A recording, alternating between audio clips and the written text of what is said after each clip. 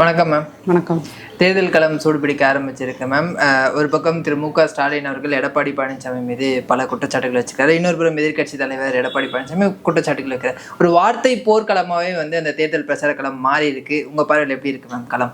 வார்த்தை போர்க்களம்னா திமுக தான் அதை ஸ்டார்ட் பண்ணுது. ஏன் திமுக ஸ்டார்ட் பண்ணுது அப்படிங்கிற ரீசன் தான் முக்கியம். ஏன்னா அந்த 5 ஆண்டுகளில் அவங்க பெருசாக எந்த வேலைகளும் செய்யலை. இப்போ மக்கள்கிட்ட போய் நான் இதெல்லாம் செஞ்சேன், அதனால எனக்கு ஓட்டு போடுங்க சொல்கிறதுங்க பேர் தான் தேர்தல் பிரச்சாரம்.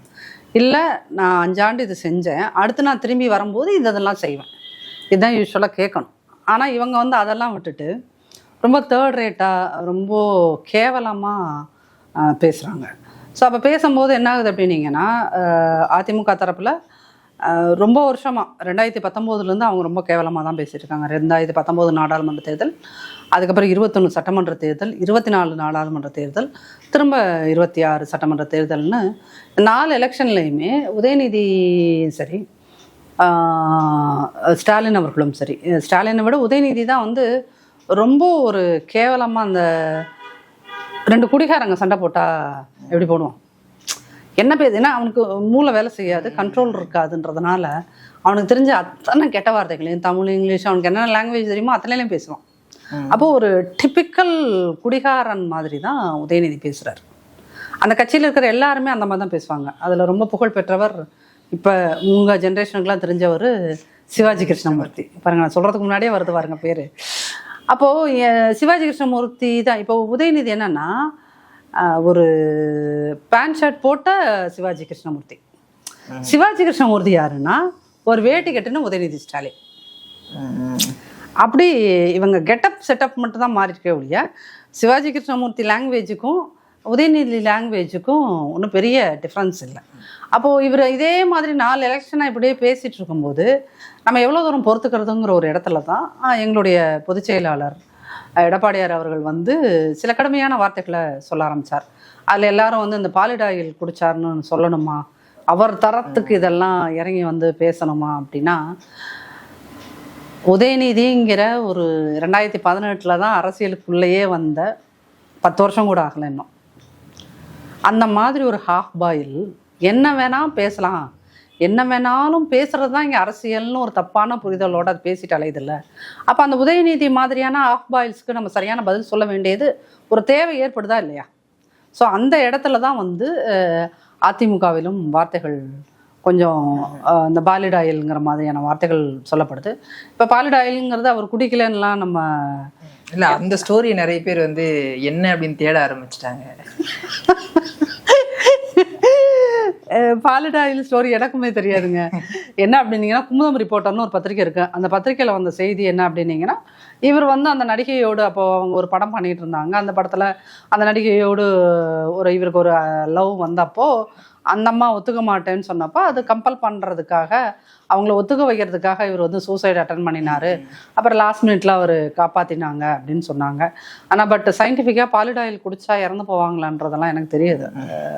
இவன் நான் ஒரு சயின்ஸ் படித்த ஸ்டூடெண்ட்னாலும் எனக்கு அது தெரியல. பட் அவர் சூசைடு அட்டன் பண்ணியிருக்காரு அப்படிங்கிறது தான் அந்த பத்திரிகையின் வாயிலாக செய்தி. ஆனால் மேம், பத்திரிகையில் வர்றது எல்லாமே உண்மை கிடையாது இல்லை மேம், சில காசிப்ஸும் வரும். பட் அதை வச்சு ஒரு எதிர்கட்சி தலைவர் பொது இடங்கள் அப்படி பேசுறது அப்படின்றது எப்படி மேம் பார்க்க முடியும்? பத்திரிகைகளில் காசிப்பும் வரும். அப்படின்னா இப்போ பத்திரிகைகளில் கிசு கிசுக்குன்னு என்ன பண்ணுவாங்கன்னா, பேரை ஊரை மாற்றி அப்படி போடுவாங்க. அந்த மாதிரி செய்திகளை நீங்கள் நம்ப முடியாது. ஆனால் இது என்னன்னா, குமுதம் ரிப்போர்ட்டில் அட்டப்படை கட்டுரை, நாங்களாம் ரேப்பர் ஸ்டோரின்னு சொல்லுவோம். நான் அடிப்படையில் இதில் வந்ததுனால ஜேர்னலிசம் வந்ததுனால தெரியும். அது ரேப்பர் ஸ்டோரியை ஒரு அட்டைப்பட கட்டுரையாக வந்த ஒரு விஷயம். 2 ஃப்ரண்ட்டில் உங்களுக்கு அட்டைப்படமும் போட்டு, இவங்க 2 பேர் கையை பிடிச்சிருக்க மாதிரி ஒரு ஃபோட்டோவையும் போட்டு, அங்கே உள்ள இதுக்காக 2 பக்கத்துக்கு கட்டுரையும் எழுதி வச்சுருக்காங்க. அப்படின்னா அது ஒரு முக்கியத்துவம் வாய்ந்த ஒரு ஸ்டோரி. அப்படிங்கும் போது இந்த கேள்வியை நீங்கள் குமுதம் ரிப்போர்ட்டரில் அந்த ஸ்டோரி எழுதினவர்கிட்ட கேட்கணும். இது உண்மையா பொய்யா, அதிமுகவில் எல்லாரும் புருடா விடுறாங்களான்னு நீங்கள் அங்கே கேட்கணும். அதே மாதிரி அந்த ரீல்ஸ் பற்றியும் ஏதோ விஷயங்கள் பேசியிருந்தாரு. நான் ஒருத்தரோட காலை பிடிச்சேன் அப்படின்னு உதயநிதி அவர்கள் சொல்கிறாரு. அவர் 3 மணிக்கு இன்ஸ்டாவில் ஒரு காலுக்கு ரீட்வீட். மேம், இது ஒரு அரசியல் தாண்டி பர்சனல் அட்டாக்காக போயிட்டுருக்கேன் மேம். சார், 2019 உதயநிதி பண்ணுறது தப்பு தான். பட் நம்மளும் அதே தப்பு பண்ணுறோம் இல்லை மேம் அங்கே?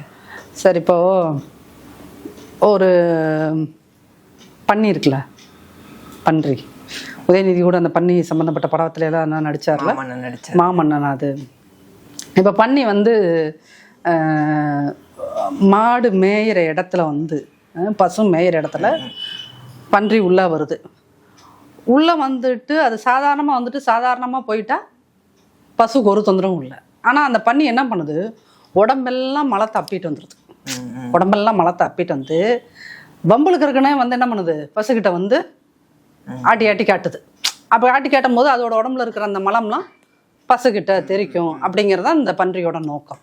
அப்போ பசு என்ன பண்ணும், ஒரு நாள் அமைதியாக இருக்கும், 2 நாள் அமைதியாக இருக்கும், 3 நாள் அமைதியாக இருக்கும், 4 நாள்.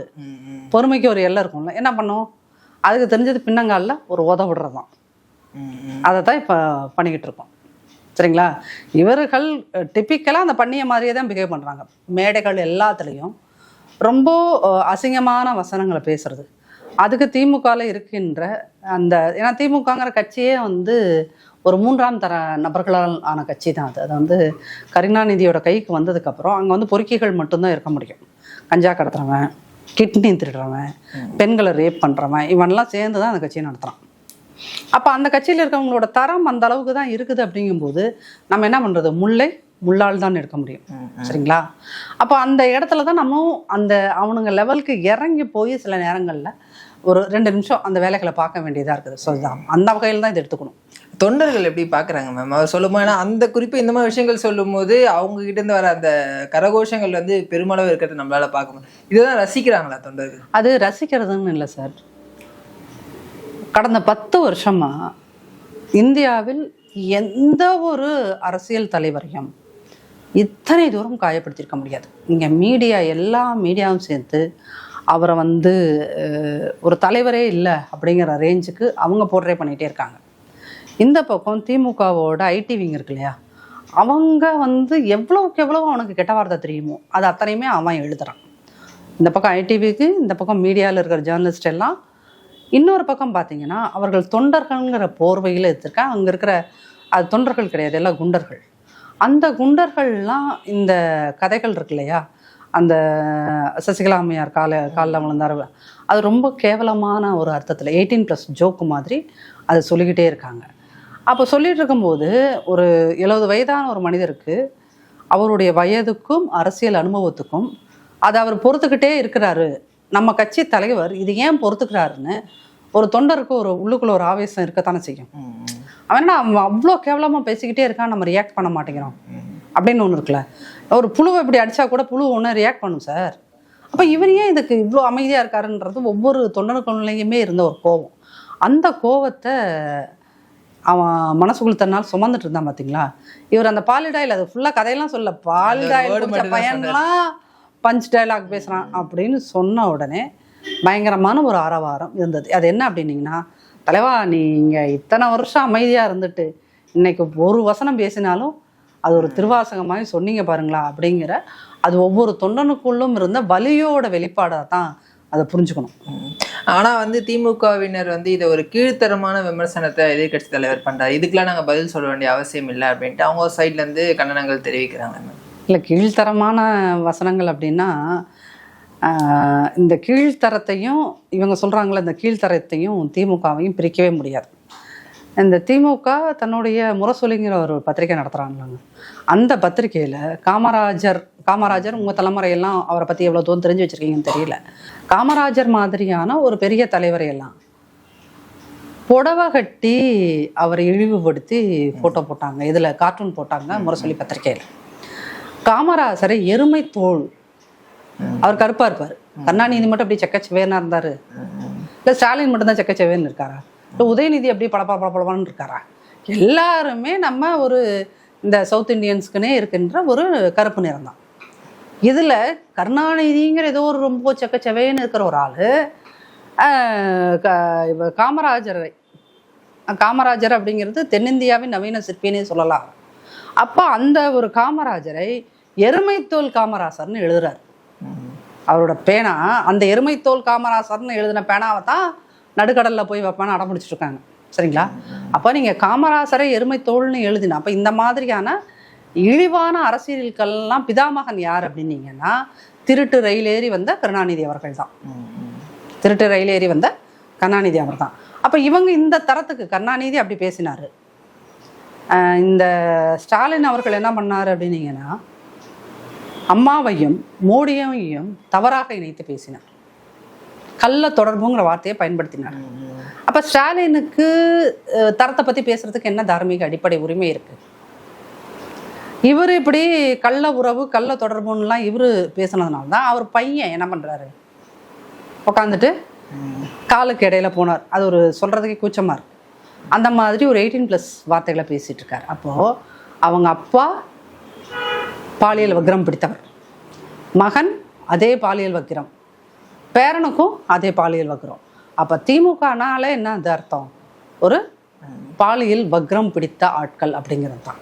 அப்போ நீ இவ்வளோ தூரம் தாழ்ந்து பேசும்போது உனக்கு பதில் சொல்ல வேண்டிய கட்டாயம் ஏற்படுகின்ற போது அதே தரந்துக்கு எழுந்து இறங்கினா தானே உனக்கு புரியும். டீசெண்டாக பேசிட்டு இத்தனை வருஷமா அதை டீசெண்டாக பதில் சொன்னதுனால தான் நீ திரும்ப திரும்ப பேசுன. இப்போ திருப்பி உன்னை தம்பி நீ பாலிட் ஆயில் குடிச்சா திருப்பி உன் பாடி தாங்காதுப்பான்னு சொன்னோன்னு தான் அடங்குற. அப்போ இது என்ன பண்ணியிருக்கணும், போன எலெக்ஷன்லேயே சொல்லியிருக்கணும். 24 எலெக்ஷன்லையே தம்பி பாலிட் ஆயில் குடித்த தம்பி உங்கள் உடம்பு தாங்காது ராசா அப்படின்னு சொல்லியிருந்தா அன்னைக்கு ஒரு வேளை இவரோட திமிர் அடக்கப்பட்டிருக்கும். இது இந்த உதயநிதிக்கு இந்த மாதிரிலாம் கேவலமாக ஸ்கிரிப்ட் எழுதுறாங்களே, லிட்ரலாக அவங்க கையெல்லாம் உடச்சி விடணும். சீரியஸாக இது கேஸ் போடுவாங்களா என்னன்னு தெரியல, கையில் உடச்சி விடணும்னு சொல்கிறதுனால. பட் இந்த மாதிரி தரம் தாழ்ந்த ஒரு 3rd rate 18+ கண்டென்ட் எல்லாம் பப்ளிக் மீட்டிங்கில் பேசுங்கன்னு எழுதி கொடுக்குறாங்கல்ல, அவர்களுடைய விரல்களை உடைப்பது தான் இதற்கு ஒரு சரியான இதாக இருக்கும். ஏன்னா இங்கே சித்தாந்த ரீதியெல்லாம் இவங்களை பேசி திருத்த முடியாது. அப்போ இந்த மாதிரியான ஒரு பனிஷ்மெண்ட் கொடுக்கும்போது தான் கொஞ்சமாவது திருந்துவாங்கன்னு நினைக்கிறேன். மேம் எழுதி கொடுக்கறதா இருந்தாலும் சொல்லும் போது அவரே கொஞ்சம் யோசிப்பார் இல்லை மேம். சுய அறிவு இருந்தால் அது ஏன் சார் பேசுகிறாரு? இல்லை அவருக்கு உண்மையிலுமே அறிவு இருக்குன்னு நீங்கள் நம்பினீங்கன்னா அது உங்கள் தப்பு, சரிங்களா? ஆனால் அவருக்கு அறிவு இருக்குது அப்படின்னா எவனோ எழுதி கொடுக்கறது ஏன் வாசிச்சுட்டு போகிறாரு? நமக்கு அதாவது எந்த ஒரு குழந்தையும் ஒரு தரமாக பேசுது, பண்பாக இருக்குது அப்படின்னீங்கன்னா, இப்போ நீங்கள் ட்ரெஸ் பண்ணியிருக்கீங்களா, இதை வச்சே உங்களுடைய வளர்ப்பு எப்படி இருக்கும் அப்படிங்கிறத ஒருத்தவங்க புரிஞ்சுப்பாங்க. இப்போ நீங்கள் இந்த மாதிரி டீசெண்டாக ட்ரெஸ் பண்ணியிருந்தால் இந்த கிரெடிட் உங்களுக்கு போகாது, உங்கள் வளர்த்த அம்மாவுக்கு அப்பாவுக்கு தான் போய் சேரும், எஸ்பெஷலி அம்மாவுக்கு, சரிங்களா? அந்த அம்மா அவங்க குழந்தைய ரொம்ப பண்பாக வளர்த்துருக்காங்க, ஒழுக்கமாக வளர்த்துருக்காங்க அப்படிங்கிற பேர் நம்ம சொசைட்டியில் ஒரு பையனோ பொண்ணோ அவர்களுடைய பண்பு ஒழுக்கம் என்பது எப்போதும் அம்மாவை தான் சாருது. ஏன்னா அம்மா கிட்ட தான் குழந்தை ரொம்ப நேரம் இருக்குன்னு. இன்றைக்கி உதயநிதியை பாலிடாயில் கதைகள், அவர் நடிகைக்காக கார் ரேஸ் நடத்தினார், இதெல்லாம் அதிமுக காரர்கள் பேசுறதுக்கு முன்னாடி பத்திரிகைக்காரர்கள் பேசினார், சரிங்களா? அப்போ அந்த மாதிரியான பேச்சுகளும் சரி, இவர் மேடைகளில் 18+ கண்டென்ட் பேசுகிற ஒரு ஆளாகவும் இருக்கிறார். அப்படின்னா துர்கா அம்மா உதயநிதியை அடித்து ஒடித்து ஒரு நல்ல மகனாக வளர்க்கலை, அதுதான். ஏன்னா அவங்க உண்மையிலுமே ஒரு பண்பான மகனாக அவரை வளர்த்துருந்தா அவர் ஏன் ஸ்டேஜுக்கு ஸ்டேஜ் எவனோ எழுதி கொடுக்குற ஸ்கிரிப்டை இப்படி தரங்கட்டு வாசிச்சுட்டு இருக்க போகிறாரு அப்படின்னு ஒன்று இருக்குல்ல. அதனால் அவருடைய வளர்ப்பு அப்படிங்கிறது சொன்னால் திமுக காரங்க யாராவது இந்த வீடியோவை பார்த்தாங்கன்னா உடனே உட்காந்து என்ன பர்சனலாக அப்பையும் பாருங்கள் கீழே கெட்ட வார்த்தையில தான் திட்டிட்டு போவாங்க, கீழே கெட்ட வார்த்தையில தான் திட்டிட்டு போவாங்கன்னா உண்மையிலுமே இந்த அம்மா பேசுது. அப்போ உண்மையிலுமே உதயநிதியோட வளர்ப்பு சரியாகத்தான் இருந்திருக்கிறதா அப்படிங்கிறத யோசிக்க மாட்டாங்க. அதனால் உதயநிதி இப்படி தெருவுக்கு தெரு உட்காந்து ஒவ்வொரு கூட்டங்கள்லையும் 18+ கண்டென்ட்டை ஒரு கண்டென்ட்டுன்னு நினச்சி பேசுகிறார் பார்த்தியா, அது துர்கா அம்மா அவரை சரியாக வளர்க்கவில்லை அப்படிங்கிறத தான் காட்டுதுங்கிற மாதிரி தான் நான் அதை புரிஞ்சுக்கிறேன். அதே மாதிரி இந்த தேர்தல் பிரச்சாரங்களை அடிமை அப்படின்ற வார்த்தையை அடிக்கடி திமுகவினர் பயன்படுத்திட்டு வரதை நம்மளால் பார்க்க முடியுது மேம்.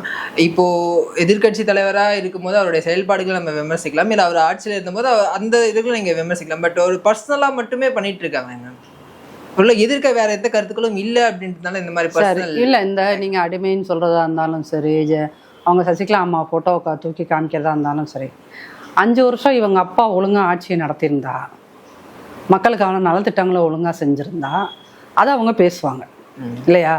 அப்போ உனக்கு சொல்கிறதுக்கு அங்கே விஷயம் இல்லை. 5 வருஷம் நான் இதெல்லாம் பண்ணினேன்னு சொல்கிறதுக்கும் விஷயம் இல்லை. ஒரே ஒரு விஷயத்த சொல்லிட்டு வர்றாரு, என்னன்னா இந்த புதுமை தமிழ் புதவன் ஒரு திட்டம் அப்படின்னு ஒன்று சொல்கிறாரு. அதை என்ன சொல்கிறாரு, ஒரு ஊரில் பேசும்போது நாங்கள் 12 லட்சம் பேருக்கு கொடுத்தோம் சார் அப்படிங்கிறான், காசு 1000 ரூபாய் 12 லட்சம் பேருக்கு. அடுத்த ஒரு 12 மணி நேரத்தில் இன்னொரு ஊரில் பேசுகிறாரு, அந்த ஊரில் அது 13 லட்சமாக மாறிடுச்சு. அடுத்து இன்னொரு ஊரில் பேசுகிறாரு, அது ஒரு 11 மணி நேரம் 12 மணி நேரம் டிஃபரன்ஸ். அங்கே வந்து இங்கே 12 லட்சம் 13 லட்சம் 14 லட்சம். ஓகே. உண்மையாக ஒரு விஷயத்த நம்ம செஞ்சுருந்தோம்னா அப்போது அவங்க கரெக்டான டேட்டா கையில் இருக்கும், நம்ம கரெக்டாக சொல்லுவோம். அப்போ நம்ம என்ன சொல்கிறோம், பொய்யை சொல்லிக்கிட்டு இருக்கோம். அப்போ ஒன்று அது 12 லட்சம் 13 லட்சம் 14 லட்சம், இப்போ அடுத்து இன்னொரு ஊருக்கு போகும்போது அது 15 லட்சமாக மாறும். அப்போ நம்ம பொய்யை பேசும்போது நம்மள்ட்ட நிதானமும் இருக்காது. அப்போ நீங்கள் என்ன அப்படின்னீங்கன்னா, நம்ம ஒரு 5 ஆண்டுகளில் நாங்கள் இத்தனை தொழிற்சாலைகளை கொண்டு வந்தோம், தொழில்துறையில் இத்தனை முன்னேற்றங்களை கொண்டு வந்தோம், விவசாயிகளுக்கு நாங்கள் இதெல்லாம் செய்தோம், பெண்களுக்கு நாங்கள் இதெல்லாம் செய்தோம், நாங்கள் இந்தந்த மாதிரியான சட்டங்கள் கொண்டு வந்தோம், அதனால இந்த சட்டங்கள்னால் இவ்வளோ நல்ல விளைவுகள் உருவாச்சு, எதையாவது நாங்கள் இத்தனை முறை ஃபாரின் இன்வெஸ்ட்மெண்ட்டுக்காக வெளியே போனோம், இவ்வளோ இன்வெஸ்ட்மெண்ட் உள்ளே கொண்டு வந்தோம், ஏதாவது பேசலாமே. அப்போ உங்களுக்கு சொல்கிறதுக்கு என்ன ஆகுது, கண்டென்ட் இல்லை. நாங்கள் என்ன செய்தோம் இந்த 5 வருஷம் அப்படின்னு சொல்கிறதுக்கு, அவங்க அப்பா என்ன செஞ்சாருன்னு சொல்கிறதுக்கு அவங்கள்ட்ட ஒன்றுமே இல்லை. அதனால தான் இந்த உதயநிதி மட்டும் இப்படி 18+ பேச மாட்டார். இந்த வாரிசு அரசியலில் வந்த இன்னொரு வீணா போன ஒருத்தர் இருக்கார், அதெல்லாம் வீணா போன தண்டங்கள் தான். அந்த டிஆர்பி ராஜான்னு ஒருத்தர், அவங்க அப்பா வந்து காங்கிரஸ் கூட கூட்டணியில் இருந்துட்டு காங்கிரஸுக்கே விபூதி அடிச்சுட்டு 2 கப்பல் வாங்கின ஆள். அவ்வளோ ஒரு திறமையான ஆள். அந்த திறமையான ஆளோட மகன் தான் வந்து டிஆர்பி ராஜா. அப்பா நீங்கள் என்ன ஃபாரின் இன்வெஸ்ட்மெண்ட் கொண்டு வந்தீங்கன்னு ஒரு ரிப்போர்ட் கொடுங்கப்பா, நான் வெள்ளை பேப்பரை தூக்கி காமிக்கிறார். அப்போ இவங்களுடைய அகம்பாவம் எப்படி இருக்குது. ஒரு மினிஸ்டர் வந்து ஒரு மெச்சூர்டான மினிஸ்டர், ரெஸ்பான்சிபிளான ஒரு மினிஸ்டர் வந்து இந்த மாதிரி இன்டீசெண்டாக பிஹேவ் பண்ண மாட்டான். சரிங்களா. அவர் யார், டிஆர்பி ராஜா யாருன்னு பார்த்தோம்னா ஃபுல் போதையில் வந்து கட்சிக்காரங்கள்ட்ட பேசிட்டு இருக்காரு. என்னன்னு, திமுக காரன்னா சும்மா இல்லடா, சும்மா வரலடா திமுக. அப்போ இங்க மினிஸ்டரா இருக்கிறவங்களுக்கு பொது ஒழுக்கம் வேணுமா அப்படின்னு கேட்டீங்கன்னா, உங்கள் தனிப்பட்ட வாழ்க்கையில் நீங்க எவ்வளவு கேவலமா இருந்துக்கலாம், அது யாருமே கேட்க மாட்டான். சரிங்களா. ஆனா நீங்க பொது வாழ்க்கைக்கு வந்த பிறகு பொது வாழ்க்கையில நீங்க எப்படி உன்னை போர்ட்ரே பண்ணிக்கிறீங்கிறது இங்க முக்கியம். நீங்க பொது வாழ்க்கைக்கு வந்துட்டு என்ன பண்றீங்க, ஃபுல் போதை, கண்ணு மண்ணு தெரியல, நிற்கவே முடியல, ஸ்டாண்டிங் ஒரு ஒழுங்கா நிற்கவே முடியல, ஸ்டேபிளாக நிற்க முடியல, வந்துட்டு திமுக யாரு தெரியுமா வளர்ற. அதே இன்னொரு மினிஸ்டர் தமிழகத்தில் 0% கஞ்சான்னு பேட்டி கொடுக்குறாரு. இல்லை அவரெல்லாம் வந்து அவரை நீங்கள் அவரெல்லாம் எதுக்கு மினிஸ்டர் கொடுத்தாங்கன்றதும் தெரியல. அவர் அப்படி அந்த 0%ன்னு அவர் சொன்னார்ல, அதுக்கு அடுத்த நாளே தான் அவர் நிர்வகிக்கின்ற ஹாஸ்பிட்டலில் கஞ்சா செடி இருந்துச்சு. ஒரு ஹாஸ்பிட்டலோட பில்டிங்கில் கஞ்சா செடி வந்து வளர்ந்துருக்குது அப்படின்னு சொன்னீங்கன்னா, அப்போ ஒட்டுமொத்த தமிழ்நாடு முழுக்க அந்த கஞ்சா டிஸ்ட்ரிபியூஷனுங்கிறது எப்படி இருக்குன்னு தெரியல. அதில் இப்படி சொன்னார்ல அந்த மாசுக்கும் இந்த கஞ்சா நெட்வொர்க்குக்கும் என்ன தொடர்பு இருக்குன்னு தெரியல. சரிங்களா. ஏன்னா கடைசி வரைக்கும் கஞ்சாவை ஒழிக்க மாட்டோம் என்பதில் அவர் ஒரு நல்வாழ்வுத்துறை அமைச்சராக அவரும் ரொம்ப உறுதியாக இருந்தார். ஒரு போலீஸ் துறை அமைச்சராக ஸ்டாலின் அவர்களும் ரொம்ப உறுதியாக இருந்தார். அதனால் இவங்க இந்த 5 ஆண்டு காலில் ஒவ்வொரு மினிஸ்டருக்கும் இந்த கஞ்சா மாஃபியாவுக்கும் எவ்வளோ தூரம் தொடர்பு இருந்தது அப்படிங்கிறதையும் அதிமுக அரசு வந்தோன்னு மிக நிச்சயமாக அதுக்கெல்லாம் ஒரு விசாரணை ஏற்படுத்தப்படும் அப்படின்னு நான் நம்புகிறேன் பர்சனலாக. ஒரு புறம் இந்த மாதிரி காரசாரமான விவாதங்கள் வந்து போயிட்டு இருந்தாலும் கூட, இன்னொரு புறம் ஸ்டாலின் அவர்கள் பேச சில விஷயங்கள் வந்து ட்ரோல் ஆகிட்டு வருது. அதை நீங்களும் பார்த்துருப்பீங்க. ஒரு மேடையில் வந்து திமுக வேட்பாளர்கிட்டே போய் உங்க சின்னம் என்ன அப்படின்னு கேட்குறாரு. நான் வந்து பர்சனலாக அதை ட்ரோல் பண்ணுறதை நான் விரும்பலை சார். ஏன்னா ஸ்டாலின் அவர்கள் வந்து உண்மையிலுமே அவர் உடல்நிலை முடியாமல் இருக்கார். அவரால் ஒரு மேடையில் 1/2 மணி நேரத்துக்கு மேலே நின்று பேச முடியல. அப்படிங்கும்போது எனக்கு பர்சனலாக நாச்சியால் சுகந்திங்கிற ஒரு ஆளுக்கு அவர் மேலே ஒரு மிகப்பெரிய பரிதாபம் இருக்குது. வந்து ஒரு உடல்நிலை முடியாத ஒரு மனிதரை ஃபாரின் கூட்டிகிட்டு போய் அவரை சரி பண்ணி கொண்டு வந்து இது ஒரு 1/2 மணி நேரம் எல்லா ஊருங்களையும் பிரச்சாரம் பண்ணுறது, அந்த வெயில் காலத்தில் பண்ணுறது அப்படிங்கிறது வந்து ஒரு டைஜஸ்ட் பண்ண முடியாத விஷயம். அதில் அவருக்கு இயல்பிலேயே அவர் மருந்து மாத்திரை சாப்பிட்றதுனால அவர் இங்கே மட்டும் கட்சி சின்னத்தை மறக்கலை. சரிங்களா. சட்டமன்றத்தில் ஒரு தடவை பேசும்போது வந்து மிக நிச்சயமாக அதிமுக ஆட்சி அமைக்கும்னு சொல்கிறாரு. அப்போது அந்த மருந்துகளோட எஃபெக்ட் வந்து அவர் வந்து எதையுமே மைண்டுக்குள்ளே வச்சுருக்க விட மாட்டேங்குது. ஞாபக சக்தியும் அவருக்கு இல்லை. அப்படிங்கும்போது அவர் ஒரு பேஷண்ட்டாக தான் நான் அதை பார்க்குறேன். இதை சொன்னாலும் அதுக்கும் கீழே வந்துட்டு வாங்க. பட் நான் அவர் ஒரு பரிதாபத்துக்குரிய மனிதராகத்தான் இந்த விஷயத்தில் பார்க்குறதுனால அவரை அந்த விஷயத்தில் அவர் ட்ரோல் பண்ணுறாங்க அப்படின்னா அது கஷ்டமாக தான் இருக்குது. அதே மாதிரி அவரோட கூட்டணி கட்சியில் இருக்கக்கூடிய விசிக தலைவர் திருமாவளவன் வந்து தன்னுடைய தொண்டர் ஒருத்தர் அரைஞ்ச செய்தி வந்து இப்போ பரவலாக போயிட்டு இருக்கு. அவர் இப்போ மேடைகள் எல்லாமே சொல்லக்கூடிய விஷயம், எங்கள் கூட இருக்கவங்களாம் வந்து கொள்கைக்காக இருக்கிற கூட்டம் அப்படின்னு வந்து சொல்லுவாங்க. பட் இந்த ஒரு சம்பவத்தை எப்படி பார்க்குறீங்க?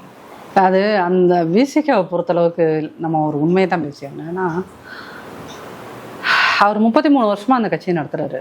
தொண்டர்களை யாராலுமே கண்ட்ரோல் பண்ண முடியாது சார். கூட்டங்கள்ல வந்து அவர் வந்து ஒதுங்கு ஒதுங்கு ஒதுங்குன்னு சொல்லிட்டே இருப்பாரு.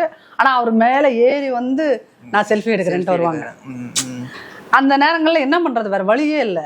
இது வந்து ஒரு முறை உங்களுக்கு வீடியோ வெளியே வந்துருச்சு அவ்வளவுதான். பல முறை அவர் அப்படிதான் நடத்துவார். ஏன்னா அவரை வந்து ஒரு தலைவராகவே இது பண்ணாம அவர் மேல இருக்கிற ஒரு அன்புல பசங்க ஏறுவாங்க, இதை பண்ணுவாங்க, நெரிப்பாங்க கூட்டத்துல.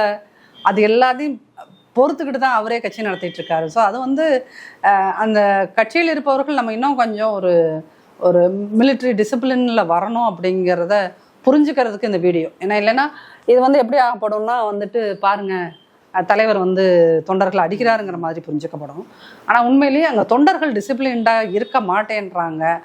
நம்ம தலைவர் தானேன்னு சொல்லிட்டு அவர் உட்கார கூட வர மாட்டாங்க சில நேரங்கள். அந்த மாதிரியான ஒரு சூழல்ல இருக்கிறார் அப்படிங்கிறது அவர் பர்சனலாக நான் தெரியும் அப்படின்றதுனால இதை நான் சொல்றேன்.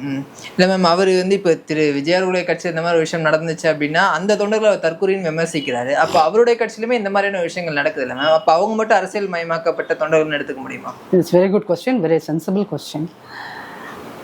இளம் தலைமுறையை வந்து நம்ம அரசியல் மயப்படுத்துறத கடந்த 50 ஆண்டுகளாக நிறுத்திட்டோம். அதுதான் உண்மை. அது விஜய் கட்சியில் இருக்கிறவன் பண்ணினாலும் சரி, திருமா கட்சியில் இருக்கிறவர்கள் செய்தாலும் சரி, வேறு எந்த கட்சியில் இருக்கவங்க செஞ்சாலும் இது என்ன அப்படின்னீங்கன்னா, நம்ம கல்லூரிகளில் வந்து இந்த அரசியல் வகுப்புகளும் கிடையாது. முன்னாடி மாதிரி அரசியல் தேர்தல் எந்த அரசியல் கட்சியும் உள்ளே போய் வேலை பார்க்க முடியாது அப்படிங்கிற மாதிரியான ஒரு சூழல் வளர்ந்ததுனால அதனால தான் விஜய்க்கெல்லாம் இவ்வளோ பெரிய பூம் கிடச்சிருக்கு உங்களுக்கு.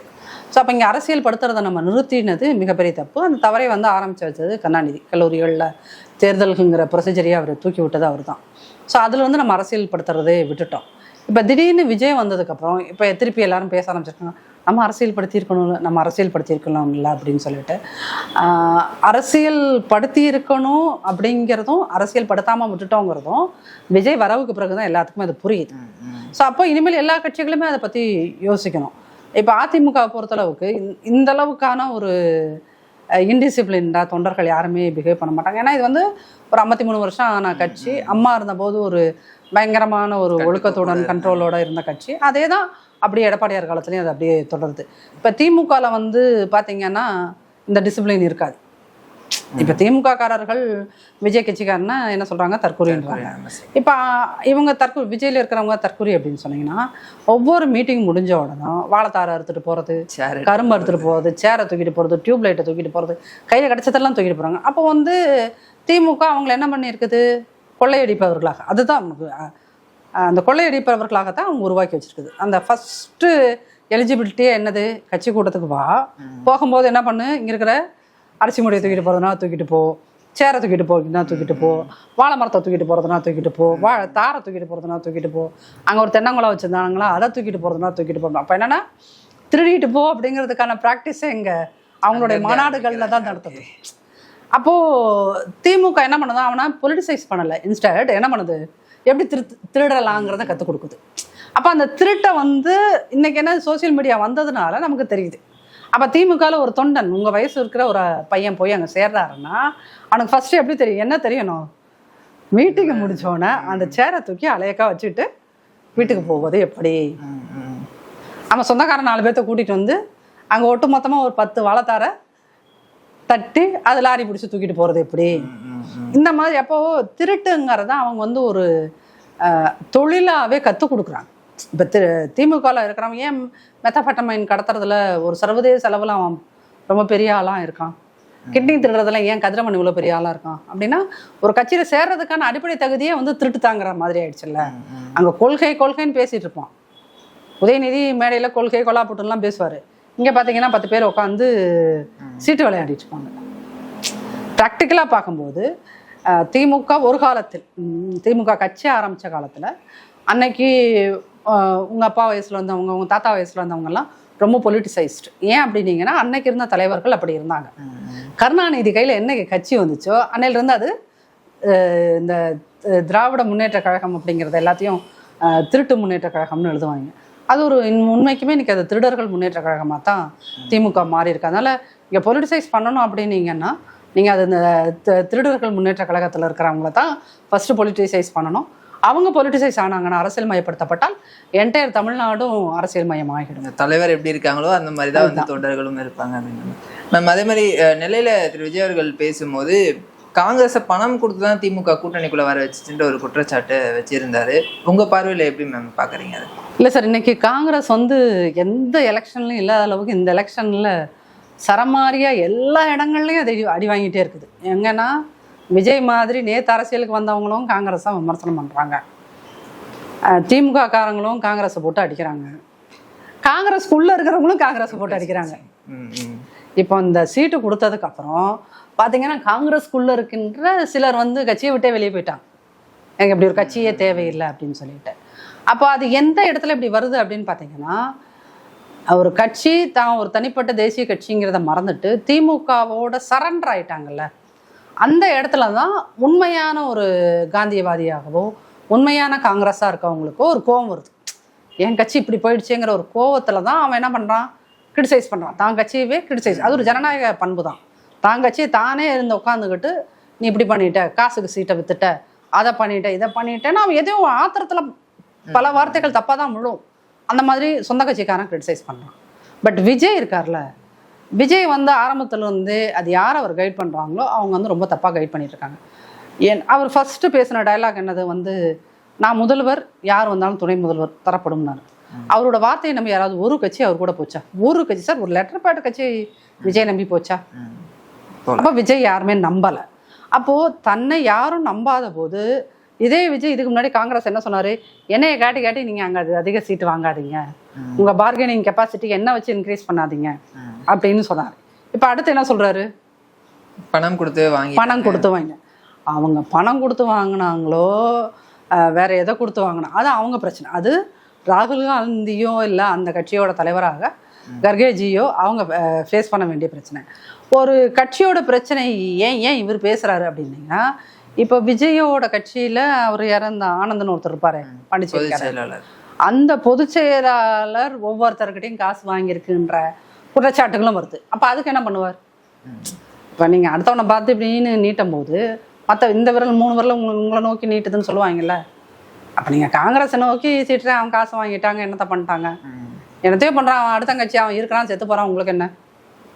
காங்கிரஸ் தமிழ்நாட்டில் இருக்குது, இல்லை இல்லாமல் போகுது, அது அவங்க தலைவர்களோட பாடு இல்லையா? அது வளர்க்கணும், கட்சியை தமிழ்நாட்டில் வளர்க்கணும்னு நினச்சா ஒரு அடுத்து வந்து ஒரு சின்சியரான மாநில தலைவரை போடுவாங்க. உண்மையிலுமே கட்சிக்காக உழைக்கிற தலைவர் யார் அப்படின்னு யோசிச்சு ஒரு நல்ல தலைவரை போட்டு அவங்க கட்சியை வளர்ப்பாங்க. இல்லை அப்படின்னா சும்மா இருக்க போகிறாங்க. அதை பற்றி ஏன் விஜய் பேசுகிறாரு? விஜய்க்கு ஏன் காங்கிரஸ் மேலே இவ்வளோ ஒரு ஆர்வம்? அவங்களுடைய தொண்டர்களை தம் பக்கம் இழுக்கிறதுக்காக கூட இருக்கலாம். ஒரு காங்கிரஸில் சித்தாந்த ரீதியாக போய் சேர்ந்துருப்பான்ல, எனக்கு நேருவை பிடிக்கும், இல்லை இந்திரா காந்தி அம்மையாரை பிடிக்கும், இல்லை காங்கிரஸுங்கிற கொள்கை எனக்கு பிடிக்கும், அது சமத்துவத்தை பேணுது, மதச்சார்பின்மையை பேசுது அப்படின்னு நினச்சிட்டு காங்கிரஸ்குள்ளே போன யாரும் அவங்களுக்கு நீங்கள் சீட்டே கடைசி வரைக்கும் கொடுக்கலனாலும் அவன் ஏதோ ஒரு பகுதியில் வேலையை பார்த்துட்டே இருப்பாங்க. எந்த கட்சியிலையும் சார் தன்னுடைய ஒரு தலைவரால் ஈர்க்கப்பட்டோ இல்லை கொள்கையால் ஈர்க்கப்பட்டோ இல்லை எனக்கு இந்த கட்சியில் இருக்கிறது சேஃபுங்க, இந்த கட்சியில் இருக்கிறதே எனக்கு ஒரு தனிப்பட்ட ஒரு அடையாளத்தையும் மரியாதையும் கொடுக்குது அப்படின்னு போகிறவங்களோ அந்த கட்சியை விட்டு வரமாட்டான். நான் என்னைக்கா இருந்தாலும் சீட்டுக்காக போயிருக்கேன்னா அவன் சீட்டு நோட்டு சீட்டு இதே தான் யோசிச்சுட்டு இருப்பான். அப்போது இன்னொரு கட்சியை வந்து விஜய் மாதிரியான ஒரு பொலிட்டிக்கல் லீடராக ஆகணும்னு முடிவு பண்ணி பேசுகிறவங்கெல்லாம் இன்னொரு கட்சியை விமர்சனம் செய்யும்போது நம்ம கட்சி எப்படி இருக்குது, நம்ம கட்சியில் இருக்கவங்கலாம் எப்படி இருக்கான்னு ஒரு பார்வை பார்த்துக்கிறது நல்லது. விஜய் எங்கே போனாலுமே எம்ஜிஆர் அவர்களுடைய அந்த ரெஃபரன்ஸ் எடுக்கிறது நம்மளால் பார்க்க முடியுது. லாஸ்ட்டாக பேசுமே கூட எம்ஜிஆர் கொடுத்த ஆட்சியை என்னால் கொடுக்க முடியாது அப்படின்ற மாதிரி பேசினாரு. எம்ஜிஆர் சிலைக்கு போய் மாலை போடுறாரு, அந்த ஃப்ரேமுக்கு முன்னாடி பேசுகிறாரு. இதெல்லாம் ஏன் எம்ஜிஆர் அவர்களை வந்து நீங்கள் அரசியல் ஆசான் அப்படின்னு ஏற்றுக்கணும் அப்படின்னீங்கன்னா அவர் அரசியலில் செய்த விஷயங்களையும் நீங்கள் பார்க்கணும். புரட்சித் தலைவர் எம்ஜிஆர் அவர்கள் 22 வருஷம் 23 வருஷம் தேர்தல் அரசியலில் இருந்தவர். அவருக்கு மட்டுமே கிடைத்த ஓட்டுகளால் திமுக ஜெயித்த காலகட்டங்களும் இருக்கிறது, அது திமுகவில் இருக்கிற வரைக்கும். சரிங்களா?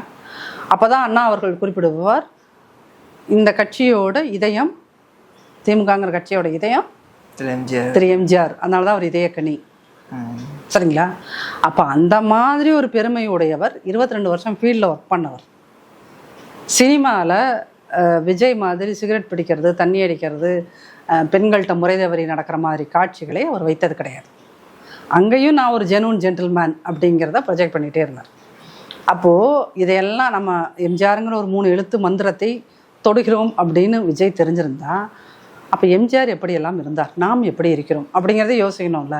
அதனால் அவருக்கு ஸ்கிரிப்ட் எழுதி கொடுக்குறவங்க, எம்ஜிஆரை வச்சு நம்ம 4 ஓட்டு சம்பாதிக்கணும்னு ஐடியா கொடுக்குறவங்க, முதலில் எம்ஜிஆர் அப்படிங்கிற ஒரு மனிதரோட வாழ்க்கை, எல்லா மனிதர்களுக்கும் இங்கே ப்ளஸ் இருக்கும் மைனஸ் இருக்கும், சரிங்களா? அப்போ அவரோட ப்ளஸ் என்ன மைனஸ் என்ன போய் படி, தெரிஞ்சுக்கோ.